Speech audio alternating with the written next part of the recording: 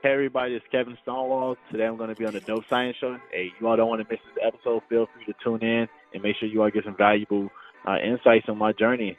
Tune in. Yeah, you better listen. It's going to be good. I know. Hello, welcome to the Dope Science Show with Stephanie Lowe, aka Science Stuff with Steph. Thank you for your ears and minds. I hope that the show sparks new ideas, new opportunities, and conversations. I want us to learn and grow. We are all curious, innovative, and experimental in our daily lives. We are all dope scientists. Hello, you guys. Welcome to the Dope Science Show. This is Steph, a.k.a. Science Stuff with Steph. I am so excited. First of all, it's Friday, so that means we're already on a good page. And it doesn't take much for me to be happy on a Friday. But I also have a dope guest. His name is Keven Stonewall, and he's kind of amazing. Thank you so much, Keven, for coming on the show. Hey. Hey Stephanie, how's it going? Thank you for bringing me on the show. Like you said, it's Friday, so I cannot complain. And of course, I'm always down to help and to see what we can do from here. So thanks for bringing me in. Awesome. Yes. I was so happy that you wanted to talk with me because I remember when I first saw your profile on Instagram, I saw this meme or story someone shared about your research leading to a way for a cure for colon cancer. And I was like, wait a minute. This kid from Chicago made this breakthrough in cancer research. I was like, I want to know so much more, but I wasn't ready to book guests yet, so I just stopped your Instagram for a bit. and then you were like, hey, I want to be on your show, and I was like, oh yes, let's do this. Yeah. So here we are. I know, right? Funny thing. I actually, I heard about your podcast. Actually, I've been following your page. I don't know if I had a follow back, but I know I used to go on your page a lot and look at the stuff you was doing. But one day when I did reach out to you, I'm like, I'm gonna just follow her. So I guess we both been stalking each other for some time. But it's kind of funny. Awesome. But we're here today, though. Yes, and for you guys to know, Keven. He has a cool bio. He is a TEDx speaker, a health advocate, a personal branding coach, motivational speaker, a cancer research scientist, and most excitingly, he just got accepted into medical school. So what? I'm so excited for you. Thank you. No, it's going to be a good time. Yes. And it always sounds really amazing when people have these wonderful accomplishments, but it's how can we relate to you? What would you say? Can you tell us a little bit about yourself? What do you think makes you stand out individually beyond all your credentials? What do you think about yourself in that regard? I think one thing, well, just for a little bit of background for the listener. So, once you said, I'm Keven Stonewall. I was born and raised on the Southside Chicago. Like I said, in the sciences, personal brand coach, speaker, and now incoming medical student. But beside all of that, I think one thing that makes me unique is balance is key for me. And I think sometimes people might, when they hear me say that, they're just like, oh, really? Because you do all of these things. But I think the reason why I'm sometimes able to do a lot of things is because I understand how important balance is, and I only give a certain amount of time to certain things. And for that, I think that's how I can get the most out of my life. So even outside of the work I do, I love to bike. I was just biking this morning for an hour and a half. I like to play basketball. I was just seeing Jurassic Park last night. Listened to the new Drake album that he just dropped. So, besides that, I'm a pretty normal guy, and I think for me it is important, and I recognize how important it was because at some point in my life, I think I was working way too hard and not enough play, and I seen the negative feedback from that. So, as a result, it forced me to kind of do some reflection and fit in, actually being a holistic human being. So, I think that's what makes me a little unique, and I recognize that, and I'm able to adapt to it as a result. That's awesome. It's so cool that you said balance. That's something I'm always working on. And maybe it's something that never ends, It's you feel yourself go one way, right? Because you have to have intense focus when you have big goals, right? And then you it's like you feel the shift, internal shift, and it's like, well, I need to do something fun too, or I need to do the biking. You mentioned that at one point you were all work, like just focus, focus, and it was not necessarily good for your overall well-being. Like, can you share that a little bit with us? Like, what that was like for you, and what was the turning point when you felt like you needed to like make a change? Yeah, definitely. So, I don't think I never really told too many people this. So it was my freshman year of college, and I was just coming to college. I was just like, all right, I got to start off really strong. I did good in high school. Like, I have to do perfect in college because I have to be the perfect medical school applicant. So, I mean, for those people who might not know, you might know a lot of like pre-med students who might sound like that.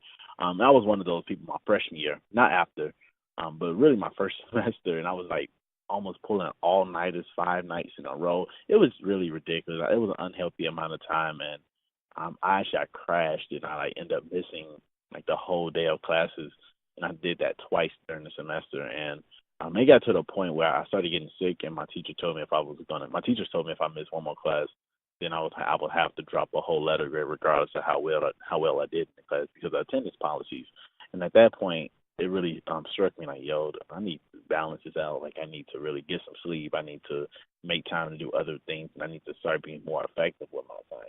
Because I'll have to go back, and I was looking at it, and I was looking like, why am I studying for like 15 hours? I'm going studying until 5 in the morning. This is so ineffective, and I know I have to wake up at 8. So I just started. I mean, honestly, that was the point when I'm like, yo, I need to do something a little bit different, and that's when I started like writing out things I need to do for my day, to-do list, and doing my highest priority thing, number one. Then the bottom of the to-do list is just like miscellaneous item thing that can get done like regardless of the week or the day, but just things I should probably do. So I think that experience definitely was an eye opener for me. That's really helpful. It's so cool that you discovered that your freshman year. I think I'm still working on it. I've gotten much better, Hmm. but it definitely was not at that point my freshman year. That makes me think, like, why did you feel so driven? Is it because you were from the South Side of Chicago and you felt like you needed to prove something? Like, why did you feel you had to go so hard? A lot of people go into their freshman year and they're just like, I'm here for the parties and I'm here for school, but it's not so driven. I think I think it really was a mindset thing. I think from me, my so it actually speaks a lot about my story too, to be honest. And when I first started doing cancer research, I was 17 at the time, and before that point, I had no confidence in myself. I had the lowest self-esteem, and I'm a different person than I am today. And nobody, I mean, and I'm sure we're going to talk about this later throughout this session, but just to give some background, Yeah, talk uh, freely. okay, absolutely cool. So like throughout high school, I was always I was never like counted as one of like the smart people in my school. Nobody really appreciated the stuff I was doing. Like nobody really thought of me. Not many people thought too highly of me, and unfortunately, I didn't think too highly of myself either. And that stuff, that energy, that really carried throughout high school. Like I tried to do the science fair, I never made it out. I tried to be like the top of my class, like that never worked. It was just all these different things that I was just real hard on myself. But it wasn't until my junior year of high school, and I knew I had a friend, whose uncle passed away from cancer. I really wanted to get involved with cancer research. So I reached out to about 200 or so lab professors, and I told them like, "Hey, I'm a 17-year-old high school junior. I want to do cancer research." And I had like a lot of people tell me no. Only one person told me yeah. And it was Dr. Ruby at Rush University Medical Center in Chicago. And basically at that point, that's when everything changed. So I realized like, oh, I'm capable of doing this. I ended up doing a pretty good project. I used the beginning of my research as my science fair project, and everything started to like go the other way. Like people started to respect me because of they seen like my research was going to like all these high level science fairs. But all of that to say, it was such a flip in my um what's the word? I guess I don't know, it was just a flip in my grind where I was like coming into college, I was like, I need to keep this up because I realized what my potential can be. And Hmm. because of that, I wanted to just go so hard, and I wanted to like be the best me because I was 17. It was right before my senior year of high school, and I realized I was going hard in high school, and it helped me get scholarships for college. And at that point, I'm like, if I keep working hard, anything that I want can happen. And that's the right mindset to have. But for me, being young, so young at 17, having that mindset, I didn't think about balance. I just thought about all work, no play. So in my freshman year of college, it was the same mindset. I'm like, I'm gonna start. Like I know because before college that summer, I did a pre-medical program at the University of Chicago, and pretty much they was just telling us like, how do you be a good medical applicant? How can you position yourself to be the most competitive applicant before you even get to college? And I just did that before my freshman year of college. So I have all these resources in my hand. I'm just like, I'm gonna make it happen. Like I have the mindset now. I believe in myself. I can do it, and that's why I was like going so hard. But once again, college was different than high school, and then I realized that and balance was key, and that's how like balance for me uh, really played its part. So even now, like you were saying, like balance it's hard. Like even now, I probably have I have an easier time balancing than I did then, but it's always, as we grow in our profession, like we get more and more stuff on our plate. And unfortunately, the reality is we can't do everything. So sometimes it's important to do what we feel is most important at the moment and then kind of move from there. Yeah, that's great. That's really insightful, and I think we can all relate, or at least I can, to not feeling, secure about yourself in high school or growing up because maybe you're different or whatever the reason is, and then feeling like when you found that thing you're good at, you're like, that's my thing. Like that becomes like your cloak of like of armor. Like Yeah, and you bro. build your self esteem based on that thing. Yep. That was And perfectly said, to be honest. it builds your self esteem on that thing, and then when you become burnt out, for some people that could really hold them back. But it sounds like for you, you recognize that working on being balanced and being a whole person was another tool. Not like not some sort of not some sort of like less effort or some sort of step back, more like another tool for what you're trying to do. Exactly. Exactly. That's perfectly said. And yeah, like I said, like you were saying, like it's constantly evolving. And I just think it's one of those things like you have to be really intentional with being balanced. Like you can't just say, hey, I want to be balanced. But but you have to do deliberate efforts. So that'd be like doing something tangible, like writing on your refrigerator or writing it on a piece of paper, like writing what you want. And most time when we write things, science says too, like we're able to actually follow through with it. And it feels good when you can cross something off your checklist. I don't know. I just feel like you have to be very deliberate. And that's the thing I tell everybody, regardless of like what industry you're in, at the end of the day, we're all still humans and we all have different self-esteem, different levels of self-esteem. We still have desire in life, but all of that it can be tangent upon like the balance and everything. So hopefully this is like being valuable to you all and you all can take this and apply it to any aspect of your life that you feel needs balance. Exactly. Um, are people surprised when you tell them you're a scientist? Uh, yeah, actually, I get that a lot of time. So the thing is, I guess because most people they probably look at me, I don't look like your traditional scientist or a person who wants to be a doctor. And especially when I came to college, because college, the environment of my college is a little bit different from the South Side of Chicago. So you can imagine my freshman year, we were getting to know everybody. I tell them, hey. They asked me where am I from. I said I'm from Chicago. They're like, oh, what suburb? I'm like, no, I'm actually from the city. And everybody, oh, Yeah. really? And they're like, they're like, oh, where from in the city? Are you from like up north? And like up north is generally like the quote unquote safer part. But I was like, no, I'm actually from the south side of the city, and their whole face like turned upside down. I'm like, oh, okay. And like, oh, what are you doing here? I'm like, oh, I'm bio major, pre med. I do cancer research, and they're like, oh, that's cool. Like it's those type of things. I got a lot of those a lot. I Also, bet. being yeah, no. At first, I took a little offense to it, but yeah, and that was my freshman year because I didn't really experience something like that ever. But at the end of the day, I was just like, I can't let those things get to me. It's just like everybody had different life experiences, and they only know what they are exposed to, and I took that as a way of paving the way.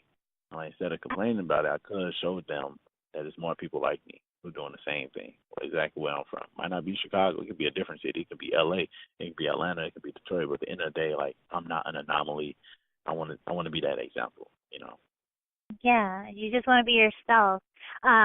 You know, do you find yourself code switching at all when you're like and at school, like with your professors? Do you feel like you have to do that? I think I think at certain times I might catch myself code switching sometimes, and I think it's more of a thing where I want to make sure what I'm trying to communicate being is tapping into their brain, because I know if I have a Mhm. different dialect, I know it's not going to be communicative to the way that they talk. So I think that's why, like, I think code switching honestly, I think it's a good skill to have, and that's my opinion. So I think it helps you relate to a lot more people, and I think how you use code switching and your intentionality behind it is really up for discussion as well. I know some people who feel like, oh, I shouldn't have to change the way I talk in order to communicate with someone, and I definitely see that point. But I also think of it as, thinking about yourself like bilingual, like you have two different languages, and being able to, just fit it in where, and as long as the message get communicate, as long as the message get through, I feel like that's the best part. And of course, as more I get closer to different professors or different people, I think I think naturally just the more my I guess my uh, I guess the kind of get a little more looser, but like starting up front, I just want to make sure that stuff is being communicated really forward, and eventually and it's who I am. Like I'm not doing this on purpose. I guess it's like automatic at this point. So Yeah, I feel that way too. Like I feel like it's just a form of communication. Um it's not a strain for me. You know, it doesn't feel it just feels natural. Like if I was in Mexico or another place, like you try to relate to the people you're talking to, and you might even pick up an accent if you're like in another environment. That's kind of how I see it too. Like, it does feel good to not have to code switch. It feels like warm and familiar.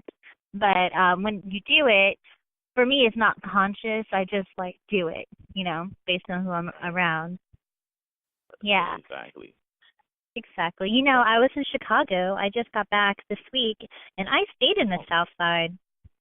oh, nice. Yeah, it What was part? nice. And everybody was kept asking me, "Where are you staying?" I was like, "Somewhere in the South Oh, Side."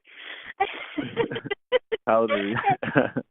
And uh, the Uber drivers were so like weird, like like all scared, like I'm gonna drop you off right here, okay? And I'm like, okay. And I'm like asking them questions about the city, and they're like, I don't come here. We don't come here. I was like, okay, uh, that's that's fine. But where I stayed was beautiful. It was this Airbnb, like a townhouse. This guy owns two buildings or two homes side by side, and he had like a beautiful backyard.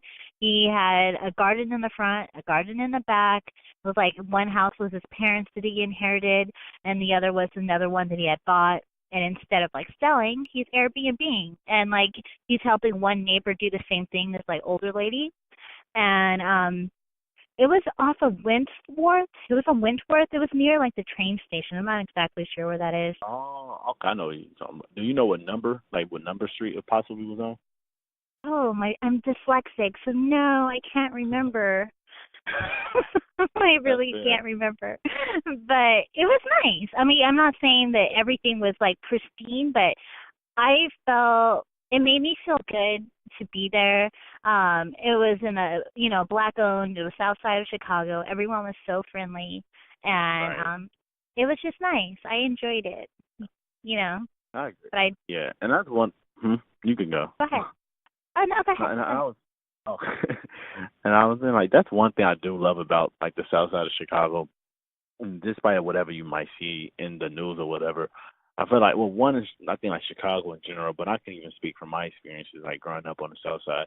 There's like a sense of family, and like even if sometimes people we have these different ways. Some people are like, oh, you have Black Chicago, and you might have the rest of Chicago, and I guess it's kind of true. It depends on the lens and where you probably grew up, but I think even then, like I think it's something special about like that family. You said everybody was friendly, and I think that really speaks to like my experience. So for me, a lot of time, like yeah, I know like not every, I know there are some like bad areas, quote unquote, but I feel like there's bad areas everywhere, and I just Mhm. think that sometimes I just love being around like people that I grew up with. Everybody's friendly, it's family, it's communal. You got the same traditions. You got like this parade on it. It's like its own. It's just like any other place. But it's like at the end of the day, it's like at the end of it, it's somebody home, and because it's somebody home, like that's where they're gonna feel most comfortable. And I love the South Side. I never play it down a day in my life. Like that's why I always rep it so hard because it's a big part of who I am today. You know. That's awesome. I loved it. I loved it. I saw other parts of Chicago. I was there very, very short for only like 3 days or 2.5 days or something, maybe 3 days. But it was nice, and everyone in Chicago was nice. Like I only had really great experiences. I was like, I didn't know Chicago was gonna be like this. I didn't know everyone was gonna be nice, and the weather was perfect. Like I didn't know it was gonna be just like this amazing experience. So I'm a huge fan of Chicago now. Like, Hey, perfect. We got you. yeah, you got me. I was like, oh my gosh, I didn't know it was gonna be like this. So I am still excited about it. One thing that I missed, I didn't really eat food in Chicago. Like I didn't eat like Chicago specific food because I was so busy running around and um so, if someone was to go to Chicago, where would you recommend? What would be the one place if you were to leave town? Like where should I have gone? I was asking You everyone should. this. Okay, so I, I I know you want one answer, but I'm gonna give you two. That's I'm okay. gonna tell you. Okay, so Harris Chicken. Have you ever heard of Harris Chicken? Everyone's told me that. I didn't make Okay. it. I didn't make it there. Darn it. Yeah, you want to eat Harold. That stuff is fire. And two, if you have like a general Chicagoan, then you'll probably get like a Giordano's. Is that like what's that? What do they serve there? Like pizza. Oh, the deep dish? Yep. Mhm. It's Okay. good though. Yeah. It's good. That's the one Chicago thing I did eat. Deep dish Oh, pizza. okay. And it Okay, was yeah. really good. It was not like it was here. Like here, uh, it's like all bread, and they're like, it's deep dish. But in Chicago, it's like stuffed, just like layers. It's not just Yeah. like bread. And Mhm. it was so good. But what they don't tell you, and which I didn't know, because I was freaking starving by the time I got it, because we went after the show. Um, it takes an hour to cook. I was like, if only I had Oh. known that. I was so starving. Oh yeah. No, it do take a while to cook, actually. Yeah, Yeah. so You are exactly right. people should tell you that when they're like, oh yeah, get some. It's not like regular pizza place. We're like, okay. It's like, Wait no, like you're gonna five sit down. Yeah, it do take a while. But it's worth it. So worth it. Mm. What would you say? You mentioned that you got into science because of your friend's uncle. Were you? Can you tell us a little bit more about that story? What was the turning point that really made you think, science is like my thing? Mhm. So before my friend died, so like I guess I always been into science in some manner. If you ask my mom, she'll tell you that I was playing in the backyard, playing with bugs in the dirt back in the day.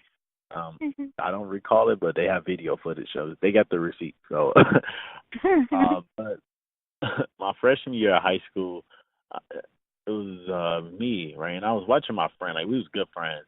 I noticed he stopped going to school. I noticed that he wasn't doing the well. Wasn't doing that well academically anymore. And then I reached out to him. I'm like, hey, what's going on? Is everything okay? And he told me that actually his uncle passed away from cancer. And at 14, to be honest, I really didn't know too much about cancer. I heard of it. You hear about it in those like commercials. You might hear about it at a family reunion, but to actually understand like the actual mechanism behind it and understand like the way it impacts people, that was something new to me. So I'm like, oh, I'm sorry to hear that. And what did I do at 14? I went straight to Google. So here's a pro tip for anybody.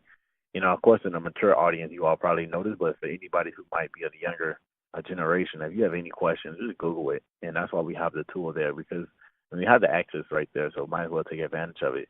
Then I learned about what cancer was. Then the next question that I typed in Google was, how can I stop cancer?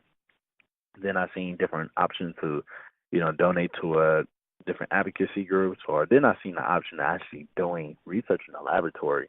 And for me, I was always the type I wanted to get my hands dirty. I love answering questions. I love asking who, what, when, where, why this stuff is happening. And I felt like for me that resonated. So at that point, I'm like, all right, at some point in high school, I'm going to do cancer research because I really want, I seen the impact that cancer had on my friend, and he wasn't even the one who had the cancer. So I can only imagine what happened to millions of other people around the world. And wow. So when you do that and you reached out to all these labs, Hmm. like what was that like? What was like the first day once you got accepted into a lab? Like what was that like for you? I was excited to be honest, because it was actually one of the last emails that I did send out of like the hundreds of emails that I sent out. And it was, I don't know, I want to say April. I don't even remember the date, but it was in the spring though that I remember I got that email. I was so excited. I was like, I can work in the lab. Like I was so excited. I remember my first day that I went into the lab. I came in there. I thought I was Mr. Fly Guy. I was just like, hey, I'm about to do cancer research. And I think it's cool though. Like that moment for me was real cool. I think it's something special about that moment. Having like this guy from Southside Chicago so excited to go into doing cancer research in a laboratory, and and it was so cool. But I realized at that point, like I wasn't gonna go straight in doing the research. I had to do a lot of reading and then learning how to do different techniques. And then I started to like develop an idea for what I wanted to research, and then I went from there. Oh, so can you tell us a little bit about your research? Hmm. So when I first started at Rush, I worked on to start with colon cancer. And what I was really understanding, how does aging play a role with increasing anti-tumor response when different mice are faced with a tumor vaccine based on a chemotherapeutic agent called mitoxantrone.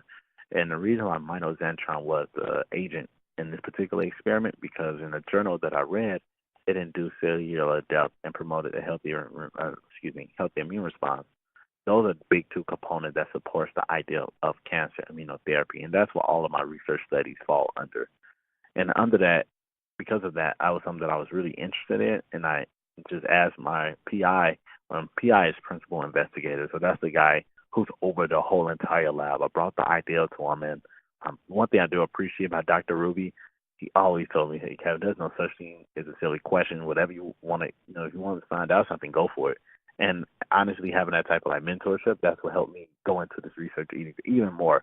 And that's how everything kind of went from flourishes. And some of my results of the experiment, 100% of those in younger mice did in fact survive the tumor vaccine. So basically, this means that the first day of experimentation, I injected the left flank of the mice with the tumor vaccine. And then a week later, I challenged those same group of mice with the colon cancer. And from there, I started tracking different clinical scales, different clinical scores, survival rates. And for those mice in my one group, their tumor went up and it went away. So they did not have the cancer anymore. Then I did some more blood work to make sure there wasn't any cancer presented as well. And everything was shown that the cancer went away. Wow. Why? Why did it go away? What was the determining factor, you think? Mm. I definitely think it was a Well, I know it was a chemotherapeutic agent, mitoxantrone, because the component of that, when it induces cellular death, so that it brings that stuff down and also promotes. So it increases immune rates for our body. So our body, we generally produce like antibodies in order to fight off different antigens that are presented in our body. So because of that vaccine, it increased that, and that's why we really just challenged the mice with like a little bit of the cancer on day one, so the body can start building an immune response. So when they see the real cancer, then they'll know how to respond to it, and they will be familiar with those proteins on the surface of the colon cancer cells. Why does a virus work for like cancer? Is cancer related to viruses at all? Yeah, no, it is. So if we talk about like retroviruses, and this is like going on a different topic, but a lot of time viruses can actually throw off normal metabolic processes, and also throw off natural processes as well. So there's actually one study that shows a correlation between an increase of viruses and also an increase in cellular proliferation.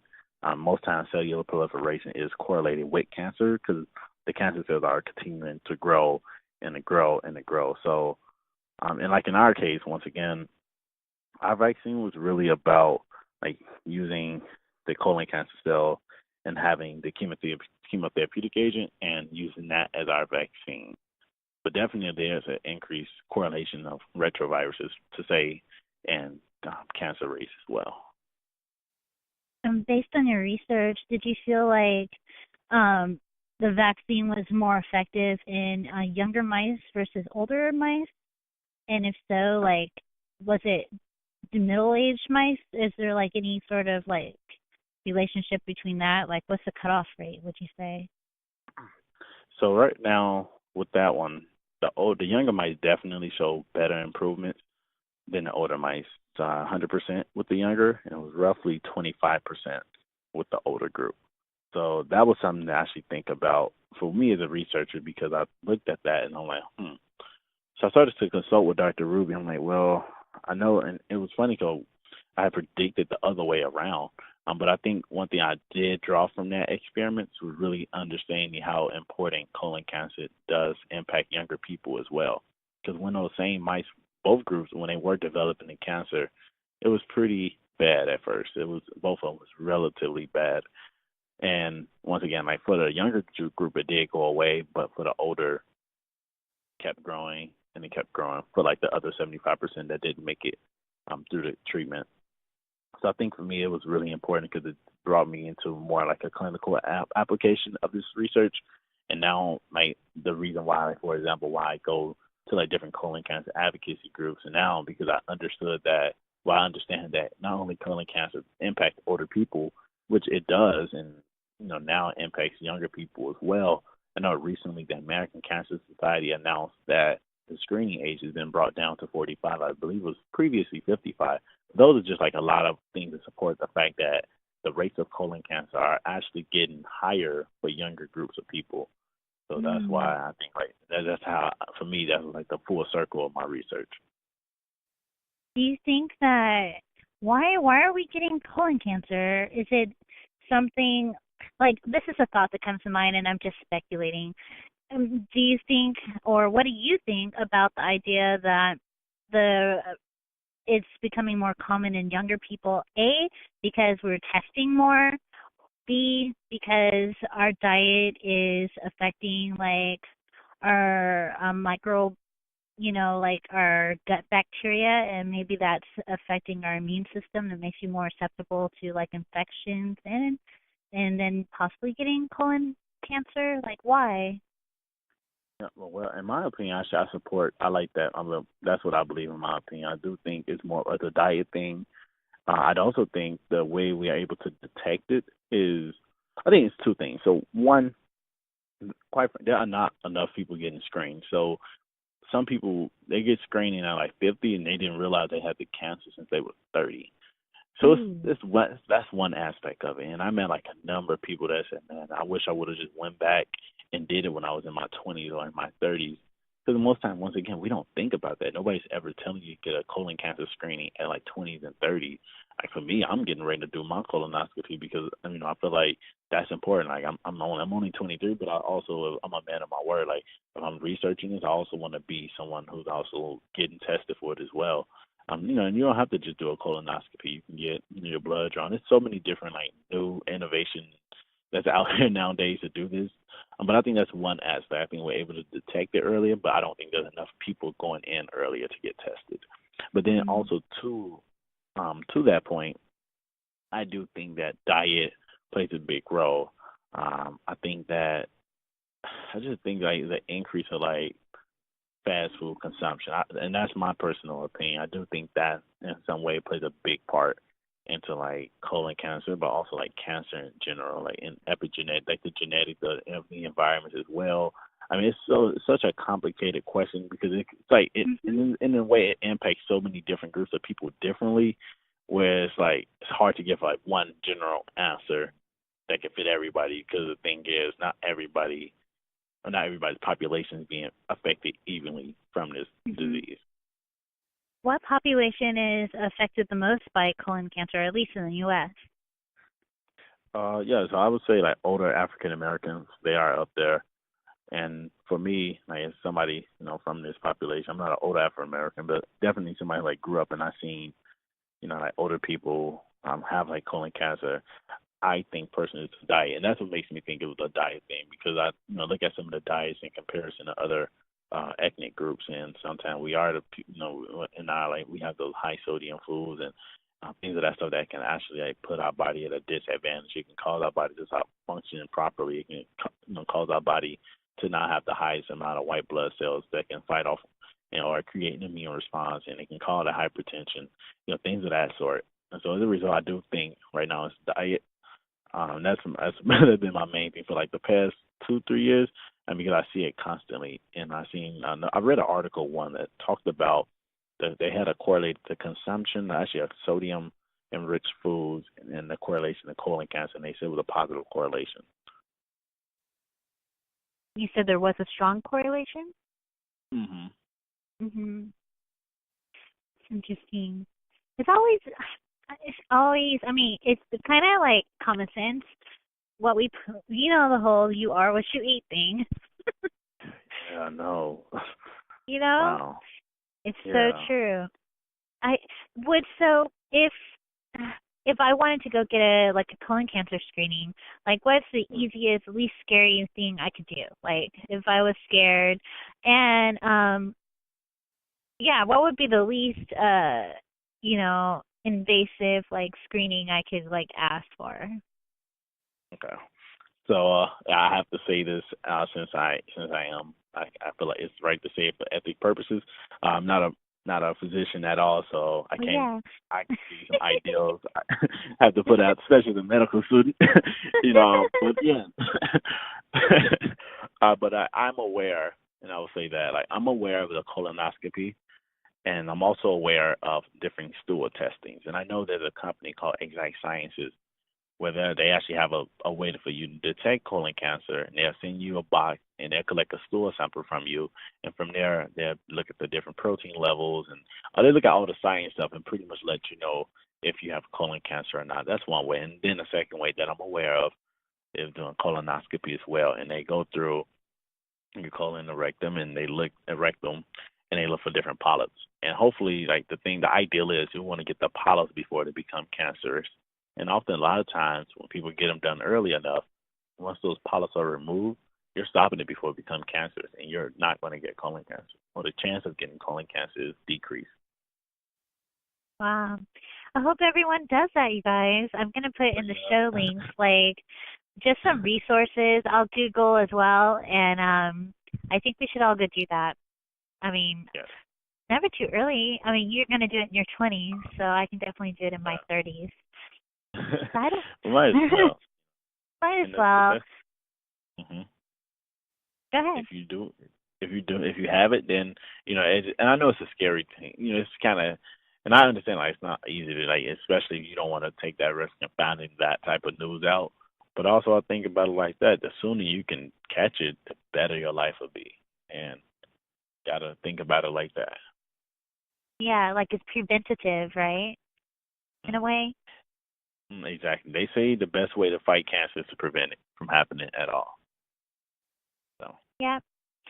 So is this what you're excited about? Like, is this what you plan to pursue in the near future?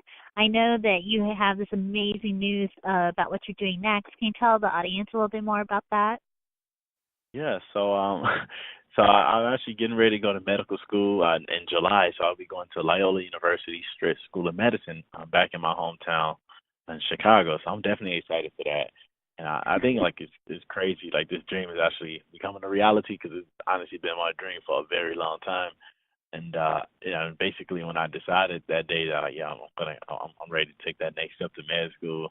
It's been a whole process, and oh man, it feels good though, to be honest. Like I'm really excited to now, and I think like for me, the research I've been doing so far in my life, it gave me the good insight, and they gave me a good insight into like science, but science is only one aspect of medicine. I think medicine you touch on a lot more, other issues as well that I'm also like wanting to learn about, like human interactions, and also like thinking about the political aspect that's associated with medicine and like different healthcare disparities. And for me, it's so cool because I'm using science as a way and combining it with like my passion to really like help people. And not I know a lot of people say that like, oh, I want to help people, that's why I want to be a doctor, but to truly like save someone's life and be in that type of position is rewarding, and it's an honor. And knowing that I'm serving like people, and I think it's fulfilling just knowing like I love this type of work and to have that opportunity. Like it's definitely a blessing. I'm just so thankful for it. So I'm excited. And then in regards to like what I will go into, I tell a lot of people like I know what I've done in the past, but they always say everybody comes in thinking they're going to be one thing, you come out being a completely different thing, and and that's the craziest part, even for myself, because I've been doing this work for some time, and I'm thinking like, wow, what if I become something totally different? And which is why it's important to say this. Even if I'm not the one to cure cancer, as long as I played a role and as long as I like helped, and I think I did my due diligence for the amount of time I was doing this research. I learned a lot. I mean, it was amazing. Like I'm a big cancer advocate now. Like I'm forever going to be a cancer advocate because that's those things touch home for me. Like that's the reason why I was interested in medicine on a higher level because of my experiences with cancer. But even then, like I'm also coming into this next chapter of my life with an open lens. I don't want to like so I don't want to like put myself in a corner when I know there's like probably 30 to 40 different disciplines of medicine that I don't even know about. And who's to say that I still can't impact cancer in one profession, well, one discipline of medicine than another. There's so many new things, new fields of medicine being developed all the time, and I think that's like the best part I love about medicine. It's constantly evolving, and I just want to kind of fill it out, see where I see myself going with that. So we're gonna see, but I definitely right now, like I said, I'm coming into school with an open lens, and I'm gonna trust life and just kind of see where my hearts take me. And if it's end up being an oncologist, amazing. And if it's not, like I'm still gonna be a cancer advocate. Like at the end of the day, like I said before, cancer research, being a cancer advocate, these are the things that got me into medicine. And I'm forever grateful for the people that invested into me. I'm forever grateful for the opportunities in life that I've been able to have because of my dedication to this cause. That's awesome. And you use your platform too. I mean, I saw like all the events you're going to and just sharing information on just I guess public health, You seem very involved with trying to inform people on like ways they can live healthy lives and resources that they can use for themselves and so it's really Yeah. amazing how one thing, a tragedy, with your friend, and then you taking the time to reach out and see how you could help him led you on this path. Yeah, it's crazy to be honest. It's kind of crazy. Like you never know why things happen in life, and I'm a big believer in that. I really am, and I think like because of that, that made the biggest difference. Like everything else was definitely, it helped along the journey, but like that first initial experience and like really like going to Google and typing in what is cancer, I think that took Yeah. my whole interest into this stuff to a whole different level. And once again, like you were saying, like that's why I love going around to different events to speak. Because for me, I just feel like I have to let people know about it because there was no other way for me to find out unless I went to Google. There wasn't nobody there really telling me to get a colon cancer screening or even like just telling me about all these different diseases that are highly preventative from the first place. Like I don't actually recall nobody ever telling me that. So for me, that's why like I want to take that initiative in doing that, and also like understanding the platform as having my platform, but also now being a doctor in training, now having those credentials to take that advocacy and platform to another level, it just makes it a lot more. It feels good to be honest because I know that the dream at the end of the day, I just want to make sure that people have the information to live a lifestyle that they choose to live. And part of that information could be mentorship, or part of that information can be health literacy. But as long as you get as long as you get to live that life as close as you can, I feel like I did my job. Yeah, you did. Making the world a better place, you know? You're definitely doing I'm that. trying. Thank you, thank you. I'm trying. Yes, trying is all that matters. Like if we try, Yeah. we're gonna make an impact, you know. And I say that a lot because growing up, you feel like you need to be good right away. You need to see the results right away. But as you go through life, you see that it's every effort that matters. So even if you say I try, actually trying matters. Like it makes a big difference. So I always tell people don't downgrade trying. You know, it's very effective. Yeah, you So gotta give it a try. It's better you than gotta doing give it a nothing. try. um, So where can people find you if they want to stalk you online, right? yep. So if you all want to follow me, follow my journey and this next step, and definitely feel free because I'm definitely gonna now start sharing my journey. And I know I'd be busy with school or whatnot, but I also want to share different aspects of what I'm going through, and definitely continue to share health information with you all. So I'll be sharing once again sharing health information, but also now sharing my medical school journey, and just updating you all on different points of my life. To follow my journey on Twitter and Instagram, follow me at ThatKevenGuy. So that Kevin guy. So the reason I spelled it out, guys, is because I know my name, Kevin, is spelled a little bit differently. So I just want Oh to make sure yes. you all have the right information. So feel free to follow me on my journey. Ask me any questions. I always try my best to get back to everyone because at the end of the day, I'm really about making those personal connections and really get to hit and know your story because I feel like we all have a unique story that's worth being told. So That is so true. And I'll put his info in the show notes as well, because it's going to be a good journey and maybe it'll inspire you and maybe you'll inspire someone else by sharing Kevin's story. So Kevin, we do this thing where you pick the soundtrack for the episode. So can you give me one song that you like to be for the soundtrack for your show? okay, we're gonna go. I'm gonna be cliche. I'm gonna go with Drake, God's Plan. What? Say it again. We're gonna go with Drake, God's Plan. Oh Have you yes, heard that I song love that before? song. Yeah. Okay. Yes, Yeah. Okay. I love Yeah. that song. And have you seen the video? Yeah. I love it. That was a really dope video.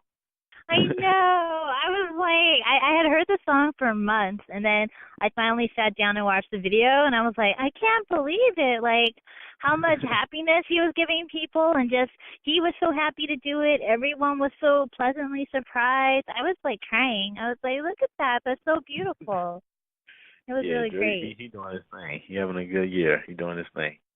Yeah, I'm a Drake fan. Even though everyone was like loving the hate he got with Pusha T, Oh I, yeah, I yeah. I was just like, I don't care. I'm like, I Drake know, is right? awesome. You doing this thing. Have Yeah, you listened to the new album yet? yeah. Actually, in my Oh, office, it's on repeat. Actually, okay. What's your favorite track? I keep asking everyone. I don't know which one it is, but there's this female or a woman rapper on there, and I'm not sure what song it is, but I'm trying to. I just heard it today, so I'll have to get back to you on that. But she's Yeah. maybe it's the third or fourth song on the album. I'm not sure, but I'm always like, who is that lady? Because she stands out. She has like this old school like style. Do you know which song I'm talking about? Not yet. I just listened to it probably about 30 minutes ago. So Yeah, me too. It's been 2 hours. yeah, yeah. So we still learning. That's awesome. All right, so the next thing you do is you do the intro for your show. So you're going to say your name and you're on the Dope Science Show and you're going to say something like, hey, you guys should listen to it or whatever you want to say. So, for Okay. example, I would say, hey, this is Stephanie, aka Science Stuff with Steph, and I'm on the Dope Science Show, and you guys better lock it in and listen, or something like that. I don't know. Okay. I got you. I got you. I got you. All right, All right. you can do it. Hey everybody, it's Keven Stonewall. Today I'm going to be on the Dope Science Show. Hey, you all don't want to miss this episode. Feel free to tune in and make sure you all get some valuable insights on my journey. tune in. Yeah, you better listen. It's gonna be good. I know. Listen, y'all, you heard it first. Perfect. Well, thank you so much, Keven, for coming on the show. I really, really appreciate your time and everything you shared with everyone. Is there anything else that you wanted to mention or speak about that we didn't get a chance to cover?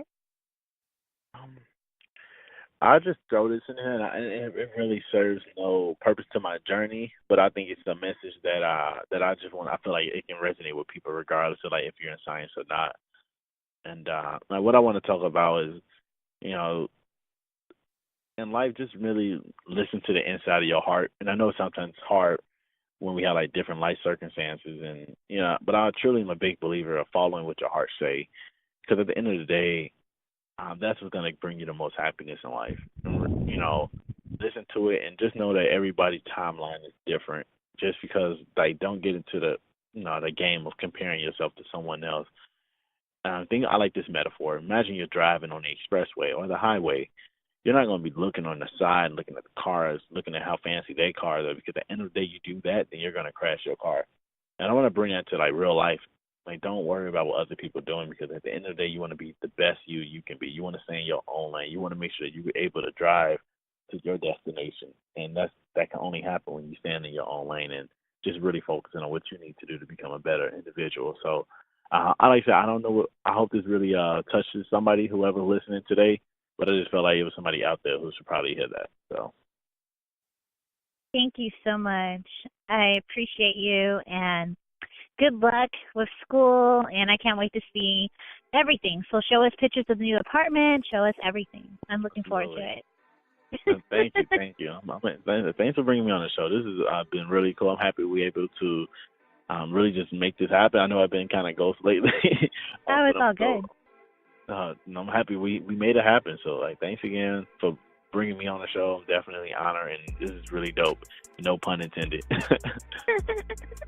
All right. Well, you have a good rest of your day, okay? All right, you too. All right. Bye-bye. All right.